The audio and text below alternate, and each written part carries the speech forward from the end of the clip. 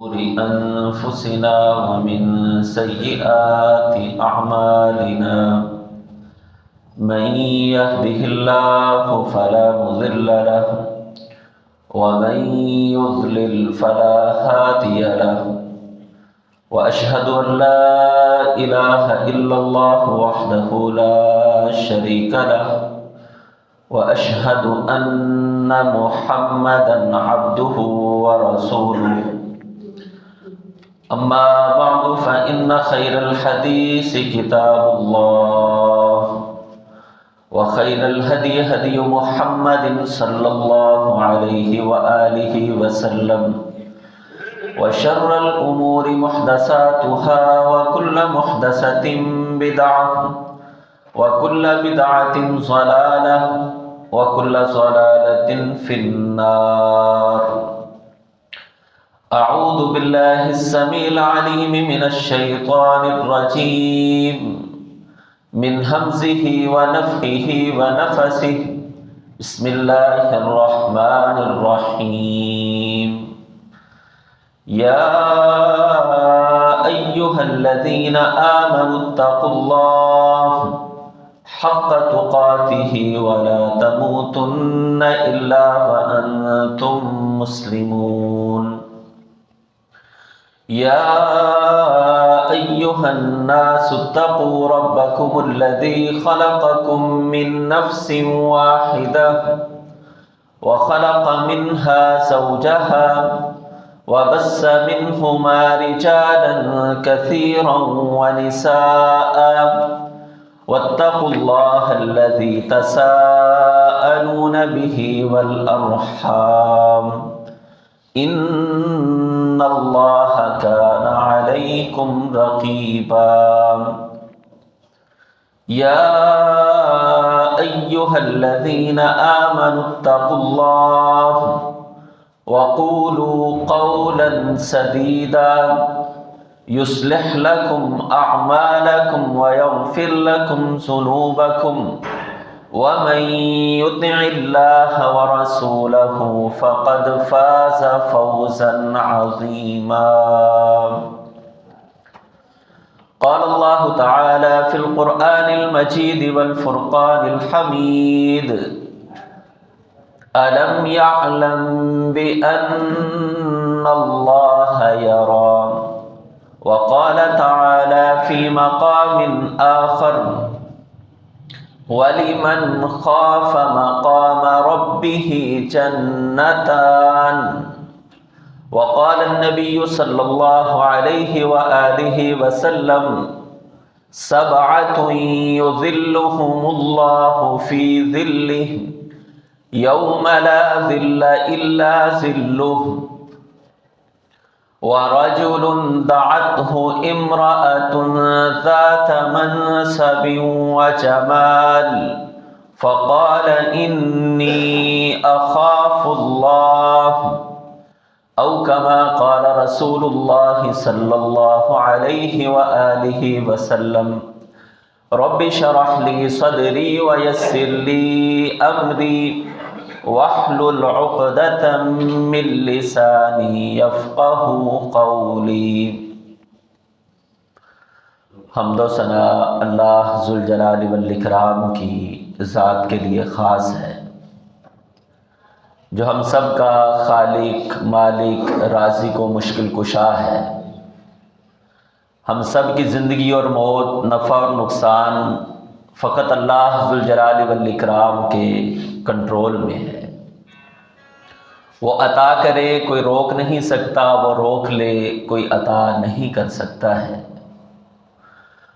درود و سلام نبیوں کے امام، سید الاولین والآخرین، امام الانبیاء والمرسلین، رہبر و رہنما، مقتدا و پیشوا حضرت محمد مصطفیٰ صلی اللہ علیہ وآلہ وسلم کی ذات گرامی پر. سامعین محترم، بھائیوں، دوستوں، بزرگوں، عزت مآب پردہ نشین اسلامی روحانی ماؤں اور بہنوں، آج کے خطبے میں اپنی تربیت اور اصلاح کے حوالے سے کہ ایک آدمی کن کاموں کو اپناتے ہوئے خود اپنی تربیت کر سکتا ہے۔ زندگی میں کچھ ایسے اصول بنا لیے جائیں کہ جن کو اپناتے ہوئے انسان خود اپنی اصلاح کر سکے۔ پچھلے سے پچھلے خطبے کے اندر ایک دو باتیں اس حوالے سے آپ احباب کے گوش گزار کی۔ آج کے خطبے میں اسی موضوع کو آگے بڑھاتے ہوئے کہ وہ کون سے اصول و ضوابط ہیں جن پر عمل کرتے ہوئے ایک انسان خود اپنی اصلاح کر سکتا ہے، اپنی زندگی کے اندر بہتری پیدا کر سکتا ہے۔ ان اصولوں میں سے ایک اصول اگر انسان زندگی میں اس جملے کو اپنے شامل کر لے، اپنے شامل حال رکھے، اپنے سامنے رکھے، صبح سے لے کر شام تک، اگر یہ جملہ اس کی زندگی میں موجود ہے کہ اللہ ذوالجلال والاکرام دیکھ رہا ہے، تو یاد رکھیے یہ جملہ انسان کے لیے بہت بڑا اصلاح کا جملہ ثابت ہو سکتا ہے۔ اللہ قرآن مجید فرقان حمید میں ارشاد فرماتے ہیں، الم یعلم بان اللہ یرا، کیا انسان اس بات کو جانتا نہیں ہے کہ اس کے ایک ایک عمل کو ایک ہستی مسلسل دیکھ رہی ہے۔ انسان کی زندگی کا کوئی بھی عمل، کوئی بھی بول، کوئی بھی کام ایسا نہیں ہے جو اللہ ذوالجلال والاکرام کے علم میں نہیں ہے۔ اگر یہ جملہ میری زندگی میں ہر ٹائم مجھے یاد رہے تو یاد رکھیے کہ اس جملے کی وجہ سے بہت سے کاموں سے بچا جا سکتا ہے۔ رمضان کے روزے ہمارے سامنے ہیں۔ ہم رمضان کے روزوں میں صرف اس لیے نہیں کھا رہے کہ اللہ ذوالجلال والاکرام دیکھ رہا ہے۔ گھر کے اندر چیزیں موجود ہوتی ہیں، طرح طرح کے پھل موجود ہیں، طرح طرح کی نعمتیں گھر کے اندر موجود ہیں، اور میں اکیلا ہوں، لیکن جو چیز مجھے کھانے نہیں دیتی ہے وہ صرف یہی ہوا کرتی ہے کہ اللہ ذوالجلال والاکرام دیکھ رہا ہے۔ حضرات گرامی، اگر سال کے سارے مہینوں کے اندر، سال کے سارے دنوں کے اندر یہ جملہ میری زندگی میں شامل ہو جائے تو میری زندگی کے اندر ایک انقلاب آ سکتا ہے کہ اللہ کی ذات مجھے دیکھ رہی ہے۔ ایک چرواہے کی مثال صحیح بخاری کے اندر موجود ہے۔ حضرت عبداللہ ابن عمر رضی اللہ تعالیٰ عنہ ایک مرتبہ مدینہ سے باہر نکلے ہیں، غلام ساتھ ہے، غلام کا نام نافع ہے۔ نافع اس حدیث کو بیان کرتے ہیں، کہتے ہیں عبداللہ ابن عمر رضی اللہ تعالیٰ عنہ کچھ ساتھیوں کے ساتھ مدینہ سے باہر نکلے، دسترخوان بچھایا ہے، پاس ایک چرواہا بکریوں کو چرا رہا ہے۔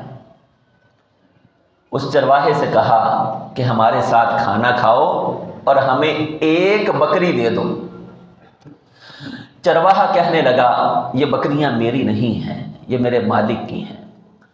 عبداللہ ابن عمر رضی اللہ تعالیٰ عنہ اس کا امتحان لیتے ہیں، کہنے لگے ایک بکری دے دو، اتنی بکریوں میں سے ایک بکری آگے پیچھے ہو جائے، غائب ہو جائے، مالک کو معلوم نہیں ہوگا، اور اگر اسے معلوم ہو بھی جائے تو یہ کہہ دینا کہ جنگل میں چراتے ہوئے بھیڑیا آ گیا اور اس نے ایک بکری کھا لی، تو مالک کچھ نہیں کہے گا کہ ایک بکری کا نقصان برداشت کر جائے گا۔ اب اس چرواہے کا جملہ کیا ہے؟ اسے اس عمل سے کون سی چیز روک رہی ہے؟ یہ چرواہا ہے۔ بلکہ جب عبداللہ ابن عمر رضی اللہ تعالیٰ عنہ نے اسے کھانے کی دعوت دی تو کہنے لگا میں روزے سے ہوں۔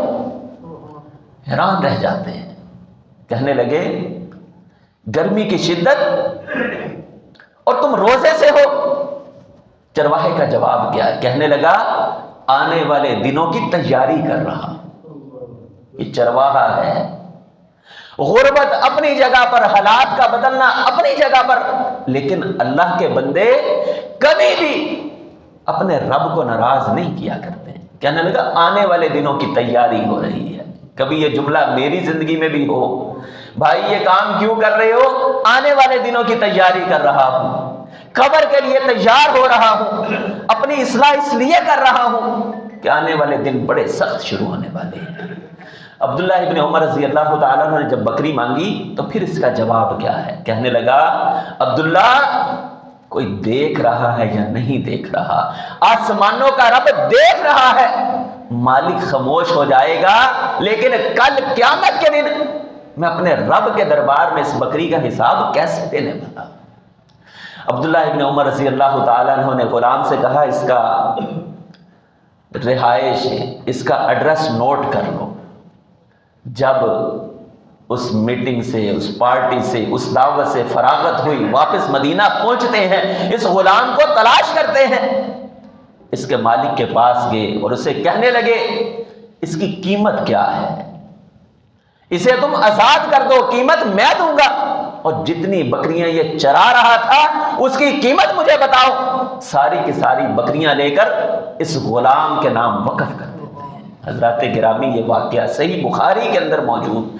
بکری کے چرواہے کا ایمان کیا ہے کہ کوئی دیکھ رہا ہے یا نہیں دیکھ رہا ہے؟ اللہ کی ذات مجھے دیکھ رہی ہے۔ میری تنہائیوں میں یہ جملہ شامل ہو جائے، میرے موبائل چلاتے ہوئے، سوشل میڈیا کی ایپس کو استعمال کرتے ہوئے یہ جملہ اگر شامل ہو جائے کہ کوئی دیکھ رہا ہے یا نہیں دیکھ رہا، اللہ ذوالجلال والاکرام کے ساتھ دیکھ رہی ہے۔ میری زندگی کے اندر ایک انقلاب بھی آ سکتا ہے، گناہوں سے جان بھی چھوٹ سکتی ہے، اور آئندہ زندگی ایک نئے عزم کے ساتھ شروع ہو سکتی ہے۔ اور اگر یہ جذبہ آ جائے، اللہ کا ڈر اور خوف زندگی میں اگر شامل ہو جائے، اللہ قرآن مجید میں فرماتے ہیں 30واں سپارہ سورہ نازعات، وَلِمَنْ خَافَ مَقَامَ رَبِّهِ جَنَّتَانِ وَأَمَّا مَنْ خَافَ مَقَامَ رَبِّهِ وَنَهَى النَّفْسَ عَنِ الْهَوَىٰ فَإِنَّ الْجَنَّةَ هِيَ الْمَأْوَىٰ۔ جو رب سے ڈر جائے اللہ نے اس کا ٹھکانہ جنت رکھا ہے۔ اور قرآن مجید فرقان حمید سورہ رحمان، وَلِمَنْ خَافَ مَقَامَ رَبِّهِ جَنَّتَانِ، جو رب سے ڈر جائے اللہ ذوالجلال والاکرام اس بندے کو 2 جنتیں عطا کرنے والے۔ 2 جنتوں سے مراد جنت تو ایک ہے، جنت الفردوس، کہتے ہیں اللہ اس کی دنیا کی زندگی بھی جنت بنا دیا کرتے ہیں، اور آخرت کی زندگی اللہ ذوالجلال والاکرام نے ایسے ہی بندوں کے لیے تیار کر رکھی، یعنی دونوں جہان اس انسان کے جنت بننے والے ہیں، بندہ رب سے ڈرنے والا۔ اور رسول اللہ صلی اللہ علیہ وآلہ وسلم فرماتے ہیں، وہ حدیث جو خطبے میں پڑھی، فرمایا کل قیامت کا دن ہوگا، اللہ کے عرش کے علاوہ کوئی سایہ نہیں ہے، ساری کائنات پریشان ہے، انبیاء کرام علیہم السلام جرت نہیں ہے کہ کوئی بات شروع کر سکے۔ اللہ کے رسول صلی اللہ علیہ وآلہ وسلم سجدہ کریں گے، اللہ فرمائیں گے آپ سر اٹھائیے، مانگیے، میں عطا کروں گا۔ فرمایا اس دن کچھ لوگ رب کے عرش کے سائے میں ہوں گے، جس دن اللہ کے عرش کے علاوہ کوئی سایہ موجود نہیں ہوگا۔ ان کے اندر ایک نوجوان ایسا ہے جو ہمارے موضوع سے متعلق بات ہے، وَرَجُلٌ دَعَتْهُ امْرَأَةٌ ذَاتَ مَنْصَبٍ وَجَمَالٍ فَقَالَ إِنِّي أَخَافُ اللَّهَ۔ ایک حسین و جمیل عورت، حسب و نسب والی عورت، ایک خوبصورت عورت زنا کی دعوت دے رہی ہے کہ آؤ آج منہ کالا کریں، لیکن اس کا جواب کیا ہے؟ انی اخاف اللہ، میں اپنے رب سے ڈرنے والا ہوں۔ اسباب موجود ہیں بھائیو، ہم بچا کرتے ہیں، انگور کھٹے ہیں، کوشش پوری ہے، بچ گئے تو ہم اسے اپنی کامیابی سمجھا کرتے ہیں، لیکن اللہ کے بندے برائی کے اسباب موجود ہیں، برانے والی موجود ہے، کوئی بیمار نہیں ہے، کوئی نیچ ذات کی نہیں ہے، دعتہ امرأ ذات منصب و جمال، خوبصورتی بھی ہے، سٹیٹس بھی ہے، نسبت بھی اعلیٰ ہے، اسباب بھی موجود ہیں، جیسے سیدنا یوسف علیہ السلام، لیکن فرمانے لگے میرے رب نے انہ ربی احسن مثواج، جو رب نے اپنے بندوں کے لیے ٹھکانے تیار کر رکھے ہیں، میں دنیا کے ٹھکانے کو استعمال کر کے اس ٹھکانے کو تباہ نہیں کرنا چاہتا۔ دعته امرأة ذات منصب و جمال فقال انی اخاف اللہ، میں اللہ سے ڈرتا ہوں۔ یہ ایک جملہ زندگی میں انقلاب برپا کر سکتا ہے۔ مجھے اور آپ کو اس جملے کو اپنانے کی ضرورت ہے۔ ایک اور جملہ، نیکیوں کے مواقع کو تلاش کرنا، جہاں کوئی موقع ملے وہاں پر پہنچنا، نیک لوگوں سے اپنا تعلق رکھنا، نیکی کی بنیاد پر دوستیوں کو پروان چڑھانا۔ اچھے تعلقات زندگی کے اندر انقلاب برپا کیا کرتے ہیں۔ قرآن مجید فرقان حمید میں اللہ ذوالجلال والاکرام فرماتے ہیں فاستبقوا الخیرات، نیکی کے کاموں میں ایک دوسرے کے ساتھ مقابلہ کیا کرو۔ وہ وہاں پہنچا ہے، میں اس سے پہلے پہنچوں گا۔ ایک مرتبہ رسول اللہ صلی اللہ علیہ وآلہ وسلم صحابہ کرام رضوان اللہ علیہم اجمعین سے سوال کرتے ہیں، آج جنازہ کس نے پڑھا ہے؟ ابو بکر رضی اللہ تعالیٰ عنہ کھڑے کرتے ہیں، آج اللہ کے رسول میں نے پڑھا ہے۔ آج روزہ کس نے رکھا ہے؟ اللہ کے رسول میں نے رکھا ہے۔ آج فلاں نیکی کا کام صدقہ و خیرات کس نے کیا؟ میں نے کیا ہے۔ کبھی میں بھی دیکھوں کہ فلاں کی تہجد نہیں چھوٹی ہے، میری تو فرض نمازیں چھوٹ جایا کریں، فلاں پہلی صف کا نمازی ہے، آئندہ میں بھی۔ ہمارا جب یہ مقابلہ ہوگا، دنیا میں مقابلے کی کیفیت انسان کو آگے لے جایا کرتی ہے، وہ دنیا کی دوڑ ہی کیوں نہ۔ بہت سارے لوگ غربت کے باوجود گھروں کو بڑا پر آسائش بنا لیا کرتے ہیں، جی کیا کریں، ہمسائے کا گھر اچھا ہے، پھر لوگ بچے کہتے ہیں لہٰذا میں نے کمیٹیاں ڈال کر، مشقتیں برداشت کر کے، رات کی شفٹ لگا کر دنیا کی سہولتیں حاصل کر لی۔ مقابلے کی کیفیت انسان کو آگے لے جایا کرتی ہے، اور اگر مقابلہ نیکیوں کے اندر ہو تو پھر انسان جنت کی طرف آگے جا رہا ہوتا ہے۔ فاستبقوا الخیرات، نیکی کے کاموں میں ایک دوسرے سے آگے بڑھو۔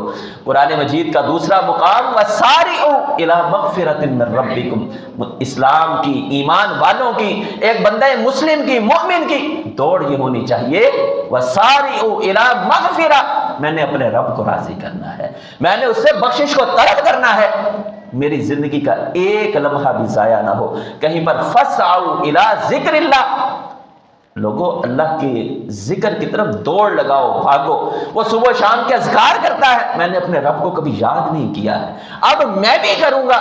مقابلے کی کیفیت انسان کو آگے بڑھائے گی۔ ففروا الی اللہ، لوگوں اللہ کی طرف بھاگو، دوڑو۔ کہیں فرمایا سابقوا، ایک جگہ پر فاستبقوا الخیرات، ایک جگہ پر سابقوا الی مغفرۃ من ربکم۔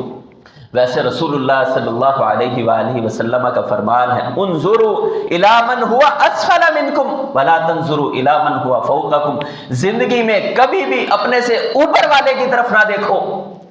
دنیا کی دوڑ میں، روپے پیسے میں، گاڑی کوٹھے بنگلے کے اندر اپنے سے اوپر نہ دیکھو، جب بھی دیکھو نیچے دیکھو۔ تمہارے دل میں اللہ ذوالجلال والاکرام کی نعمتوں کی مزید قدر پیدا ہونا شروع ہو جائے گی۔ لیکن جب تم اپنے سے اوپر دیکھو گے پھر تم اللہ کی نعمتوں کو حقیر جانو گے۔ دنیا کی دوڑ میں نیچے دیکھنے والے، نیچے دیکھنے کا حکم، اور آخرت کی دوڑ میں فاستبقوا سارعوا فاسعوا ففروا اور سابقوا، 5 جملے ارشاد فرما کر کہ ایک ایمان والے کی دوڑ آخرت کے اندر ہونی چاہیے، اللہ کو راضی کرنے کے اندر ہونی چاہیے۔ اب صحابہ کرام رضوان اللہ علیہم اجمعین اس دوڑ میں کیسے آگے بڑھا کرتے؟ عبداللہ بن عمر رضی اللہ تعالیٰ عنہ کئی دفعہ ایسا ہوتا بازار کے اندر چلے جایا کرتے اور جا کر السلام علیکم السلام علیکم السلام علیکم، سارا بازار ایک طرف سے شروع کرتے، آخر تک جا کر ختم کرتے، پھر واپس اپنے گھر کی طرف آ جاتے۔ ایک مرتبہ غلام جس کا نام نافع ہے کہنے لگا عبداللہ کئی مرتبہ ایسا کرتے ہو، بازار میں داخل ہوتے ہو، نہ کچھ خریدتے ہو نہ کچھ بیچتے ہو، بس گئے اور واپس آ گئے، وجہ کیا ہے؟ کہنے لگے اللہ کے رسول صلی اللہ علیہ وآلہ وسلم نے فرمایا افشوا السلام، سلام کو عام کرو، اور سلام کو عام کرنا جنت میں جانے کا سبب ہے۔ میں صرف بازار میں اس لیے آتا ہوں کہ سلام کرنے کا موقع زیادہ مل جاتا ہے، انسان کی نیکیاں بڑھ جاتی ہیں۔ عبداللہ جنت کے لیے محنت کر رہا ہے، کوشش کر رہا ہے۔ بھائیو ہم بھی کبھی سلام کو عام کرنے کے لیے بازار میں داخل تو ہوں، ہماری دوڑ کبھی، ہم تو سلام کرتے نہیں، مسجد کے نمازی ایک دوسرے کو سلام کرنا گوارہ نہیں کرتے، ہم صرف اسے سلام کرتے جس کے ساتھ جان پہچان تعلق بن جائے۔ مسلکوں کی باتیں تو علیحدہ رہی، وہاں تو ہم نے کرنا ہی نہیں، ہم اسے مسلمان ہونے کے ناطے تو سلام کرتے ہی نہیں، ہم صرف یہ سمجھ کر رہے ہوتے ہیں کہ یہ ہمارے مسلک کا ہے کہ نہیں ہے۔ اور مسجد کے اندر جس سے کبھی ایک دفعہ کوئی بات ہو گئی، کبھی اونچ نیچ ہو گئی، اب ساری زندگی کے لیے میری اور اس کی ناراضگی چل رہی ہے، حالانکہ مجھے چاہیے کہ میں سلام کے اندر پہل کروں۔ رسول اللہ صلی اللہ علیہ وآلہ وسلم فرماتے ہیں ہر جمعرات کو انسان کے اعمال رب کے دربار میں پیش ہوتے ہیں، لیکن جو آپس میں لڑا ہو، ناراض ہے، ان کے اعمال اللہ کے دربار میں پیش نہیں ہوا کرتے ہیں۔ تو سلام کے آغاز سے ناراضگیوں کو ختم کیا جا سکتا ہے۔ سلام ایسا فارمولہ ہے، آپ کو پتہ چل جاتا ہے بندہ ناراض ہے، راضی ہے، آج یہ خوش ہے یا مجھ سے ناراض ہے، اس کی کیفیت کیا ہے۔ تو سلام کو عام کیا جائے۔ صحابہ کرام رضوان اللہ علیہم اجمعین صرف سلام کی خاطر بازار کا چکر لگا لیا کرتے تھے۔ اسی طریقے سے میرے محترم بھائیوں، اگر چاہتے ہیں کہ نماز کبھی قضا نہ ہو، جن لوگوں کو اللہ تعالیٰ نے منصب امامت عطا کیا ہے، اسے اگر پیسے سے تولا جائے تو یہ نہیں تول سکتا ہے، لیکن اگر اللہ کے فضل اور احسان کو اپنے سامنے رکھا جائے اور اسے قربانی کے جذبے سے اپنایا جائے تو بھائیو ہم نیکیوں کے اندر بہت بڑا اضافہ کر سکتے ہیں۔ آپ یہ دیکھیے کہ جو انسان مسجد کا امام ہے، کیا اللہ کا اس پر یہ فضل نہیں کہ اس کی پانچوں نمازیں باجماعت ادا ہو رہی ہیں؟ اور کوئی طریقہ ایسا نہیں ہے، اگر میری ذمہ داری نہ ہو، میں پہلے کئی مرتبہ کہہ چکا ہوں، شاید میں آپ کو آخری صف میں بیٹھا ہوا نظر آؤں۔ یہ اللہ کا فضل اور احسان ہے کہ اللہ کئی دفعہ ذمہ داری لگا دیا کرتے ہیں، لہٰذا اپنی ذمہ داری لگائیں۔ اگر اپنی اصلاح کرنا چاہتے ہیں، کچھ ایسے کام اپنے ذمے لے لیجئے جو آپ کو ہلنے نہ دیں، آپ کے اندر کمی اور کوتاہی کو پیدا نہ ہونے دیں، بلکہ آپ کو نیکیوں کے ساتھ جوڑے رکھیں، دین کے داعی بن جائیں۔ اچھا، جب آپ لوگوں کو دعوت دیں گے، اور قرآن مجید میں اللہ فرماتے ہیں وَمَنْ أَحْسَنُ قَوْلًا مِّمَّنْ دَعَا إِلَى اللَّهِ، دنیا کے اندر بڑے بڑے لوگوں کی خوبصورت باتیں ہوا کرتی ہیں، کسی کی نظمیں بڑی خوبصورت، کسی کی غزلیں بڑی، کسی کی نثر نگاری پر لوگ داد دیتے ہیں، لیکن رب جس انسان کی باتوں کو بہترین باتیں کہتا ہے، قولا ممن دعا الی اللہ، جو لوگوں کی اصلاح کرنے والا ہے۔ مسجد کے اندر ٹائم دیں، لوگوں کی اصلاح، ایک بات، ایک آیت بھی آتی ہے بلغوا عنی ولو آیا، محلے کے اندر اصلاح کیجئے، لوگوں کی اصلاح، اولاد کی تربیت، یہ انسان کو نیکی کے ساتھ جڑنے اور اپنی اصلاح کرنے کا بہت بڑا ذریعہ ہے۔ جب آپ کسی کو کہہ رہے ہیں بھائی یہ کام نہ کریں، تو پھر لوگ جب آپ کریں گے آپ کو سمجھائیں گے کہ آپ کس چیز کی دعوت دے رہے ہیں، یہ چیز بھی آپ کی اصلاح کرنے کا سبب بننے والی ہے۔ دین کے داعی بن جائیں، اللہ ذوالجلال والاکرام میری اور آپ کی اصلاح فرمائے گا۔ اسی طریقے سے دوست اچھے بنا لیجیے، اگر اپنی اصلاح کرنا چاہتے ہیں ایسے دوستوں کے ساتھ دوستی لگائیے جنہیں آپ چاہتے ہیں کہ وہ آخرت کے اندر بھی ہمارے ساتھ ہوں۔ جب آخرت کو سامنے رکھ کر دوست بنائیں گے تو ایک نیک دوست آپ کی زندگی کے اندر کئی رنگ بھر دے گا، آپ کی اصلاح کرے گا۔ آپ نماز میں سستی کرنے والے، وہ آپ کو نماز کی طرف کھینچ رہا، لیکن اگر برا دوست، اس لیے رسول اللہ صلی اللہ علیہ وآلہ وسلم نے ایک نیک دوست کی مثال خوشبو بیچنے والے کی بیان فرمائی، فرمایا اگر انسان اس سے خریدے گا نہیں تو کم از کم سارا دن خوشبو تو اس کے پاس آ رہی ہے، اسے بدبو سے محفوظ رکھا ہوا ہے۔ اور اگر انسان کا دوست برا ہے، فرمایا اگرچہ بھٹی کے اندر ہاتھ نہیں ڈال رہا، اس کی مثال ایک بھٹی کی ہے، پاس جل رہی ہے لیکن یہ کچھ نہیں کر رہا، لیکن کوئی چنگاری اڑتی ہے اس کے کپڑوں کو جلا دیا کرتی ہے۔ اسی طریقے سے اگر دوست برا ہے، کوئی بات، کوئی جملہ، کوئی گالی گلوچ، کوئی اس کا کسی کا استہزاء کرنا، آپ کی زندگی کے اندر یہ برائیاں ایڈ ہوتی چلی جائیں گی۔ اسی طریقے سے رسول اللہ صلی اللہ علیہ وآلہ وسلم نے فرمایا اللہ ذوالجلال والاکرام آسمان پر بیٹھ کر اس میاں بیوی سے بڑے خوش ہوتے ہیں۔ میاں رات کو اٹھا بیگم رات کو نہیں اٹھی ہے، تہجد کی نماز پڑھنے کے لیے اٹھا ہے، اب یہ اسے جگاتا ہے لیکن جاگتی نہیں ہے، پھر یہ پانی لیتا ہے، فنزحت وجہها، اس کے چہرے پر ایک چھینٹا لگاتا ہے، وہ جاگ پڑتی ہے۔ فرمایا پھر دونوں اکٹھے کھڑے ہو کر اپنے رب کے سامنے عاجزی اور انکساری کرتے ہیں، آخرت کی تیاری کرتے ہیں، سجدے کے اندر گریہ زاری کرتے ہیں اور رب کو منانے کی کوشش کرتے ہیں۔ آسمانوں کا رب ان کے اس عمل سے بڑا خوش ہونے والا ہے۔ پھر ایک دن ایسا آتا ہے، میاں سویا ہوا ہے، بیگم جاگ رہی ہے۔